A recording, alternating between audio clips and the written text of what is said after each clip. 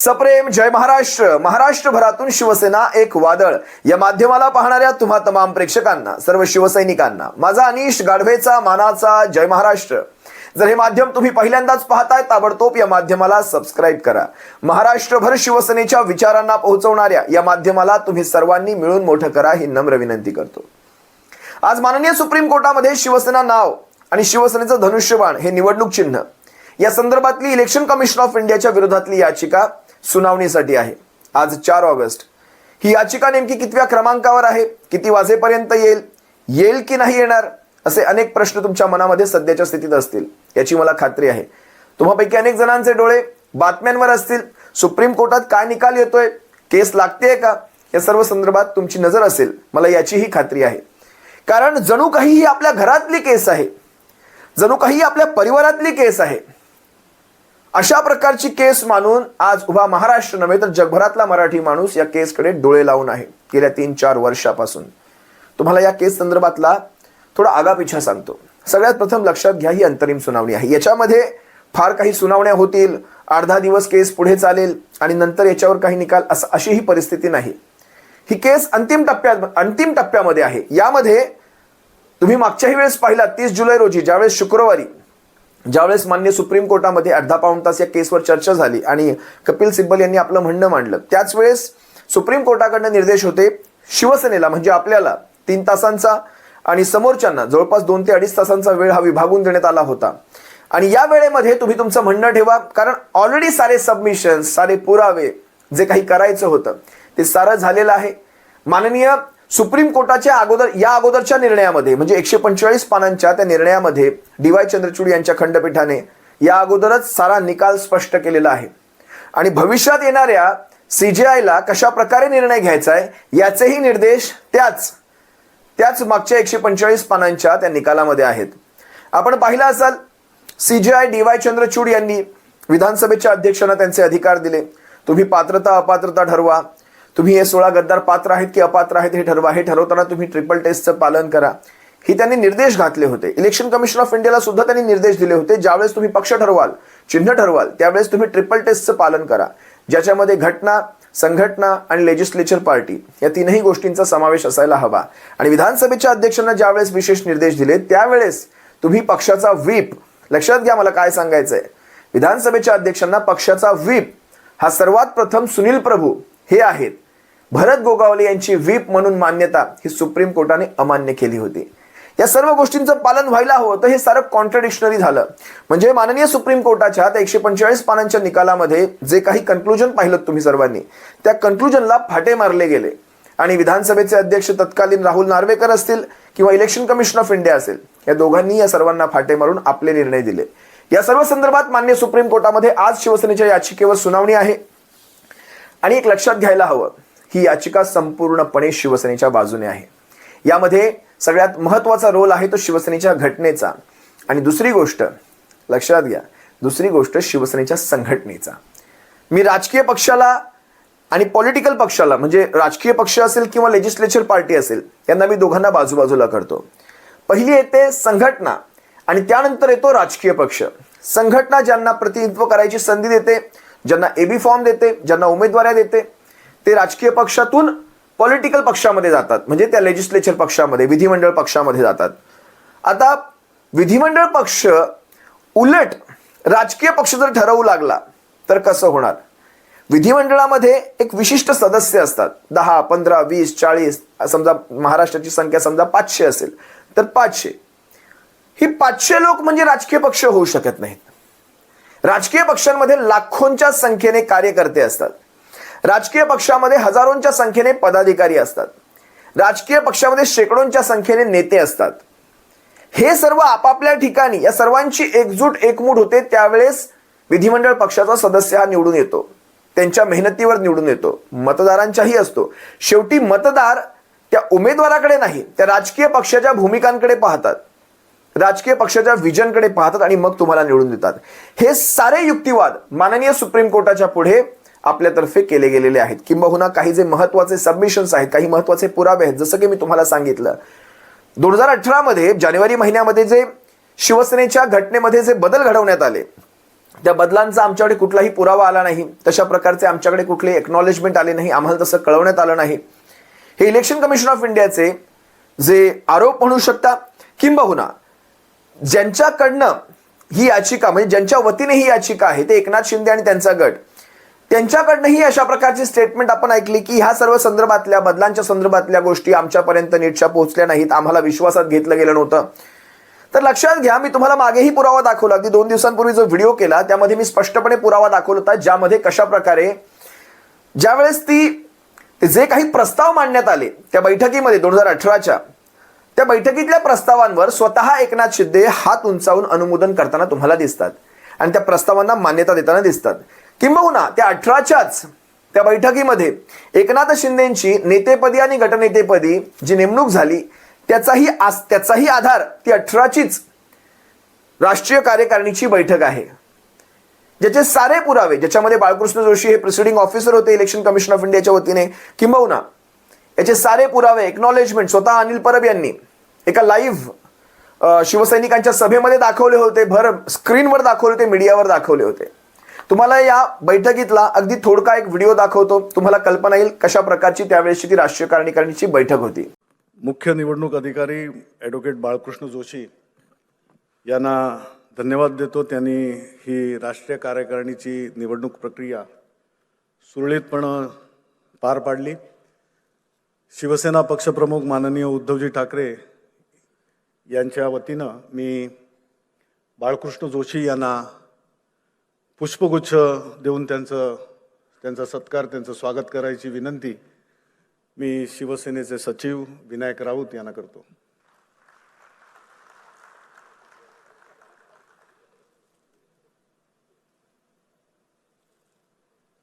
या राष्ट्रीय कार्यकारिणीच्या निवडणुकीच्या संदर्भात जे ठराव मांडले जातात किंवा जे ठराव पारित होतात आणि त्यानंतर ही निवडणुकीची प्रक्रिया होते. निवडणुकीची प्रक्रिया झाली, परंतु महत्त्वाचं 4 डिसेंबर 2017 रोजी मातोश्री येथे झालेल्या शिवसेना पक्षप्रमुख उद्धवजींच्या अध्यक्षतेखाली राष्ट्रीय कार्यकारिणी बैठकीचा इतिवृत्तांत आपल्यासमोर मांडला गेला. या सदर बैठकीतील एक प्रस्तावपर ठराव जो शिवसेना नेते रामदास कदम यांनी मांडला होता. निवडणूक आयोगाला आपल्याला ज्या गोष्टी ठरावाद्वारे आपण करतो त्या पाठवायच्या असतात. मी माननीय रामदास कदम आणि अनुमोदक गजानन कीर्तीकर यांना विनंती करेन, हा ठराव जो त्यांनी त्यावेळेला मांडला आज प्रतिनिधी सभेसमोर त्याला पारित करून घ्यायचा आहे. माननीय रामदास कदम.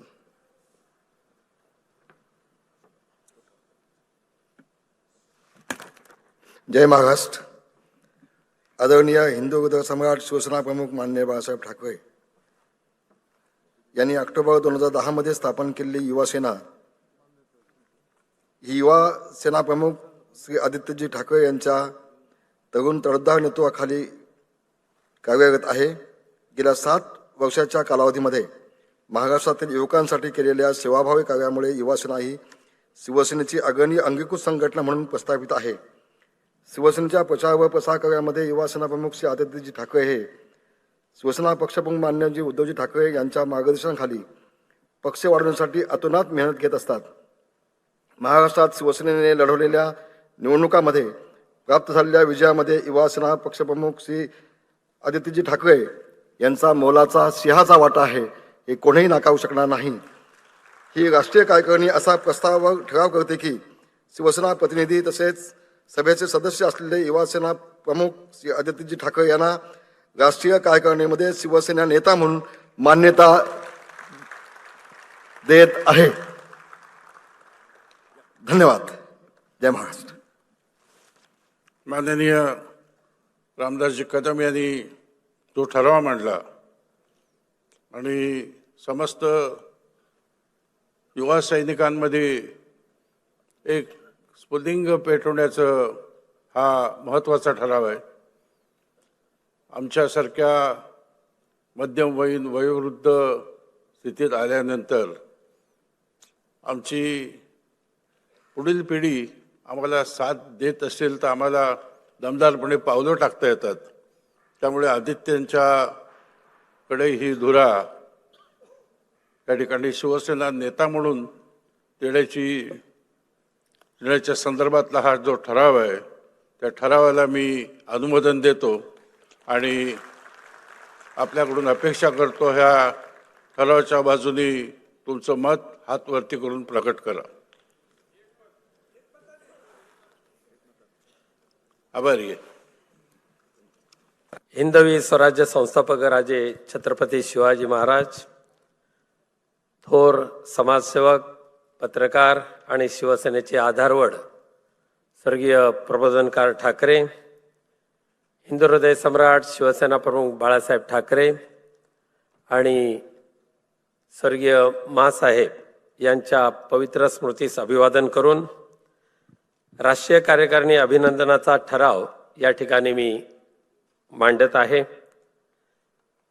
भारत निवडणूक आयोगाच्या निर्देशानुसार प्रत्येक राजकीय पक्षाने 5 वर्षाचा निर्धारित कालावधी पूर्ण होताना पक्षांतर्गत निवडणुकीद्वारा पक्षाची राष्ट्रीय कार्यकारिणी जाहीर करणे बंधनकारक आहे.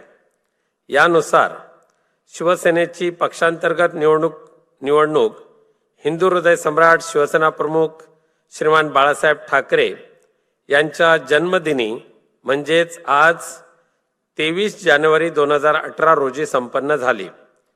माननीय शिवसेना पक्षप्रमुख, माननीय शिवसेना नेते व शिवसेना उपनेते या पदांसाठीची निवडणूक प्रक्रिया प्रतिनिधी सभेसमोर पार पडली व निवडणुकीचा निकाल मुख्य निवडणूक अधिकारी ॲडव्होकेट बाळकृष्ण जोशी यांनी नुकताच जाहीर केला.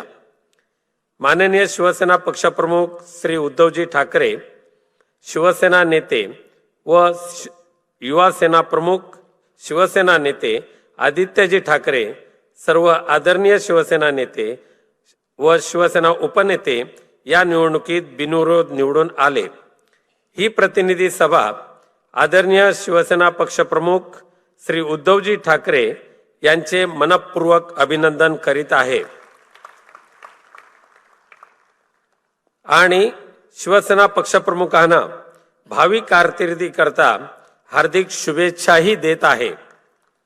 माननीय शिवसेना पक्षप्रमुख श्री उद्धवजी ठाकरे यांच्या खंबीर व कुशल नेतृत्वाखाली आगामी येणाऱ्या सर्व निवडणुकात महाराष्ट्र राज्यावर अखंड भगवा फडकू अशी प्रतिज्ञा ही महासभा करीत आहे. तसेच माननीय शिवसेना नेते व युवा सेना प्रमुख आदित्यजी ठाकरे, शिवसेना नेते माननीय श्री मनोहर जोशी, माननीय श्री सुधीर जोशी, माननीय ॲडव्होकेट लीलाधर ढाके, माननीय श्री सुभाष देसाई, माननीय श्री दिवाकर रावते, माननीय श्री रामदास कदम, माननीय श्री संजय राऊत व सर्व माननीय शिवसेना उपनेते यांचे मनपूर्वक अभिनंदन व हार्दिक शुभेच्छा देण्याचा ठराव करीत आहे. सर्व उपस्थित प्रतिनिधी सभेच्या सदस्यांनी ह्या ठरावाला अनुमोदन देण्याकरता हात उंचावून आपलं अनुमोदन द्यायचं आहे.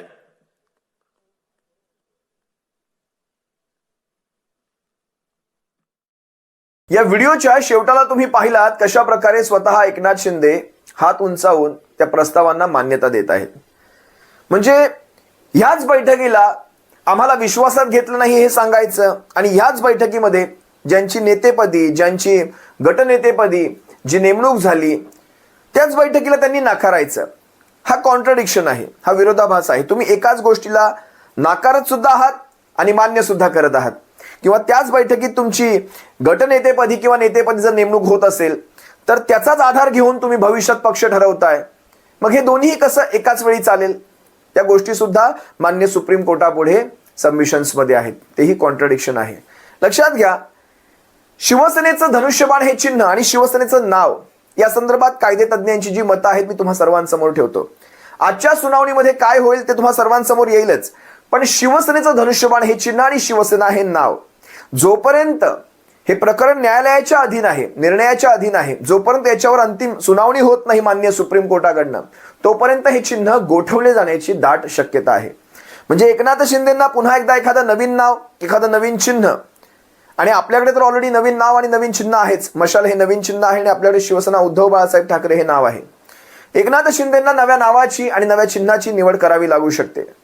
हे कायदे तज्ज्ञांचं ठाम मत आहे. कारण जोपर्यंत निर्णय होत नाही तोपर्यंत हे अशा प्रकारचा निर्णय देऊन कोर्ट दोनही बाजूंना एक समसमान न्याय करून या प्रकरणाला एक थोडासा थंडावा देण्याचा प्रयत्न करू शकतो. कारण सध्याचं वातावरण जर तुम्ही पाहिलात, देशभरामध्ये एक प्रचंड एक रोष आहे, अगदी सरकारच्या विरोधात आणि काही अर्थी तो न्याय व्यवस्थांच्या विरोधात सुद्धा आहे.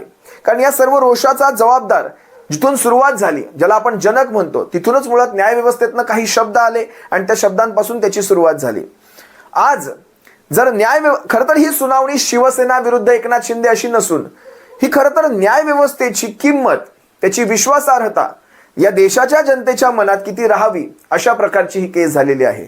शिवसेनेच्या याचिकेच्या संदर्भात फक्त महाराष्ट्राचंच लक्ष नाही तर संपूर्ण देशाचं लक्ष यासाठी लागलेलं आहे. कारण हीच केस तृणमूल काँग्रेस असेल, आम आदमी पक्ष असेल, राष्ट्रवादी काँग्रेस पक्ष असेल, भविष्यात समाजवादी पक्ष असेल, खालचा DMK पक्ष असेल, देशातले इतर विरोधी पक्षातले सारे प्रादेशिक पक्ष या केसकडे अतिशय बारीक नजर ठेवून आहेत. लक्षात घ्या. आणि फक्त विरोधी पक्षातलेच नाही तर या केसकडे सत्ताधारी NDA मधले सुद्धा 2 ते 3 पक्ष विशेष लक्ष ठेवून आहेत. त्यात नवीन पटनाईक यांचा बिजू जनता दल, मी हे तुम्हाला अतिशय जबाबदारीने सांगतो, नवीन पटनाईक, त्यानंतर दुसरा पक्ष तेलुगू देसम पार्टी आणि तिसरा पक्ष जनता दल युनायटेड. या पक्षांना सुद्धा भीती आहे आमचा पक्ष फुटेल की काय, म्हणून भारतीय जनता पक्षासोबत राहण्याची त्यांच्यावर जी नामुष्की आलेली आहे, या केसच्या निकालानंतर ते खुल्यामध्ये आपल्या भूमिका घेऊ शकतात. ही गोष्ट अतिशय जबाबदारीने सांगतो. शिवसेनेच्या नावाच्या आणि चिन्हाच्या संदर्भातली याचिका ही संपूर्ण देशाची याचिका झालेली आहे. ही फक्त एकट्या महाराष्ट्राची याचिका आता नाही. त्यामुळे सुनील प्रभूंचा व्हीप आणि गोगावलेंचा व्हीप ही एक पहिली म्हणजे ट्रिपल टेस्ट ज्या घालून दिल्या त्या ट्रिपल टेस्ट मी तुम्हाला सांगतो आता, ज्या महत्वाच्या गोष्टी आहेत. इलेक्शन कमिशन ऑफ इंडियाला ज्या ट्रिपल टेस्ट सांगितल्या त्यात संघटना, घटना आणि लेजिस्लेचर पार्टी या 3 गोष्टी यांचं पालन झालं नाही. विधिमंडळाच्या आधारावर पक्ष देता येत नाही, ही सुद्धा सुप्रीम कोर्टाची जी DY चंद्रचूड साहेबांच्या खंडपीठाची एक टिप्पणी होती, तिचं सुद्धा पालन झालं नाही. बघा, घटनेत झालेले बदल हे आमच्यापर्यंत पोहोचले नाहीत. या एका आधारावर फक्त पक्ष देऊ करणं किंवा चिन्ह देऊ करणं किंवा इतर कुठल्याही बाबींचा तिथे पडताळा न करणं, या सर्व गोष्टी इलेक्शन कमिशन ऑफ इंडियाच्या विरोधात आहेत, कॉन्ट्रडिक्शनरी दिसतात. आणि कोर्ट सुद्धा याच्या सर्व संदर्भामध्ये आता बारकाईने विचार करत आहे. आणि माझं असं एक वैयक्तिक निरीक्षण आहे, या सध्याच्या परिस्थितीत जो कोर्टावर सुद्धा रोष येतोय, कोर्टावर सुद्धा एक वेगळ्या प्रकारचा जो जनतेतनं रोष दिसतोय, तो रोष कदाचित या सर्व याचिकांवर कोर्ट एक सहानुभूतीपूर्वक पाहून, म्हणजे असं नाही की कोर्टाने कुठलाही न्याय द्यावा असं कोर्ट कधी करत नाही ना, कोर्टाने तसं कधी केलंय, पण या याचिकांना योग्य वेळेत सुनावणीसाठी घेऊन कोर्ट स्वतःचीही प्रतिमा सुधारेल अशा प्रकारची एक मला परिस्थिती, माझं एक निरीक्षण मला इथे दिसतं. प्रत्येकाला एक वेळ वाटून देण्यात आलेला आहे आणि या वाटून दिलेल्या वेळेमध्ये नेमकं आज काय घडतंय हे पाहायचंय. माझ्या मते ही याचिका आता मी याचं कन्क्लुजन करतोय, संध्याकाळी 5:30-6 पर्यंत जरी ही याचिका सुनावणीसाठी आली तरी आपल्यासाठी आजचा दिवस भरून पावल्यासारखा आहे. आज तुम्ही पाहिलात जवळपास महाराष्ट्रातल्या 3 राज्यांमध्ये पोटनिवडणूक झाली. 3ही राज्यांमध्ये म्हणजे गुजरात असेल, मध्य प्रदेश असेल आणि त्यानंतर बिहार असेल, 3ही राज्यांच्या पोटनिवडणुकांमध्ये भारतीय जनता पक्षाने सपाटून मार खाल्लेला आहे. आता तुम्ही म्हणाल गुजरातमध्ये तर विजय झालाय, पण नाही, गुजरातमधला त्यांचा विजय हा 2022चा आणि 2026चा जमीन आसमानाचा फरक आहे. 2022 मध्ये जिथे गुजरातमधल्या त्याच मतदारसंघामध्ये काँग्रेसला जे 19,000चं मतदान झालं होतं आणि विजयी उमेदवाराला 1,20,000चं मतदान झालं होतं, म्हणजे 1,01,000चा हा फरक होता. तो फरक आता 30,000वर आलेला आहे. आता काँग्रेसला जे मागच्या वेळेस 19,000चं मतदान झालं होतं ते आता तिथे 72,000पर्यंत गेलेलं आहे. म्हणजे स्वतःच्या गुजरातमध्ये भारतीय जनता पक्षाची ही जर अशी अवस्था असेल तर विचार करा इतर देशाचं काय, देशभरामध्ये काय चाललं असेल. ही याचिका जी मान्य सुप्रीम कोर्टामध्ये आहे, या याचिकेवर जो काही निर्णय होईल आणि तो शिवसेनेच्या बाजूने निर्णय होणार, आज आमच्या मनामध्ये ठाम आहे, आम्ही खात्रीशीर आहोत आमच्या बाजूने हा निर्णय होणार, कारण आम्ही सत्याच्या मार्गावर आहोत. शिवसेनेने जे काही पुरावे तिथे दाखल केलेले आहेत, शिवसेनेचे जे काही सबमिशन्स आहेत ते सारे सत्याच्या मार्गावर आहेत. त्याच्याच विरुद्ध दिशेला तुम्ही पाहाल तर एकनाथ शिंदेच्या वकिलांचा भर हा या गोष्टीवर आहे की पक्षांतर्गत फक्त एक नेतृत्व बदल झालेला आहे, इथे कोणतीही फूट नाही. एक नेतृत्व जाऊन दुसरं नेतृत्व उदयास आलेलं आहे, त्यामुळे इथे कुठलीही फूट नसल्यामुळे पात्रता अपात्रता ठरत नाही. हा आमचाच पक्ष आहे, आम्ही अजूनही पक्षामध्ये आहोत आणि आम्ही आता नेतेपदी आलेलो आहोत. आम्ही जुन्या नेतृत्वाला बाजूला करून नवं नेतृत्व वर आणलेलं आहे. हा जो त्यांचा युक्तिवाद आहे, हा युक्तिवाद स्वतः विधानसभेच्या अध्यक्षांच्या निर्णयामुळे आणि इलेक्शन कमिशन ऑफ इंडियाने शिवसेनेला शिवसेना उद्धव बाळासाहेब ठाकरे हे वेगळं नाव दिल्यामुळे आणि विधानसभेच्या अध्यक्षांनी कोणालाही अपात्र न केल्यामुळे हा जो त्यांचा युक्तिवाद आहे हा इथे खोडून जाईल. अनेक गोष्टी आहेत, काही गोष्टी आपण कोर्टावर सोडूयात आणि पाहूयात नेमकं काय घडतंय. या याचिकेवर संध्याकाळी मी एक विशेष सविस्तर लाईव्ह करेल, त्यामध्ये आज नेमकं काय घडतंय तुम्हा सर्वांसमोर घेऊन येईल. तुर्तास तुम्हा सर्वांची रजा घेतो. सप्रेम जय महाराष्ट्र.